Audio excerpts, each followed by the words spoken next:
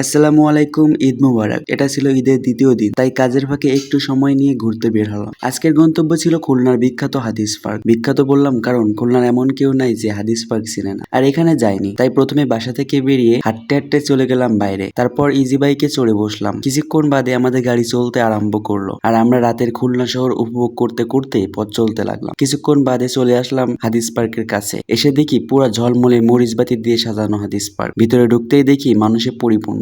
ঈদের সিজন বলে কথা, মানুষও থাকবেই, তাই না? হাঁটতে হাঁটতে চলে গেলাম শহীদ হাদিস পার্কের শহীদ মিনারে। এখানেও মানুষে পরিপূর্ণ। বাচ্চারা দৌড়াদৌড়ি করছে, আর সবাই বসে আছে, দাঁড়িয়ে আছে, যে যার মতো ফটোগ্রাফি করছে। আবার এক সাইডে দেখলাম গিটার বাজিয়ে গান গাইতেছে, গানটাও কিছুক্ষণ উপভোগ করলাম আমরা। তারপর পার্কের এ সাইড ও সাইড ঘোরাঘুরি করে ডাক বাংলা মোড়ের দিকে একটু মার্কেটে যাচ্ছিলাম। দেখি রাস্তা পুরাই জ্যাম। কি আর করার, জ্যাম ঠেলে মার্কেটে একটু ঘোরাঘুরি করে একটু কেনাকাটা শেষ করে বাসার উদ্দেশ্যে রওনা হলাম। আজকের ভিডিওটি এই পর্যন্তই। আল্লাহ হাফেজ।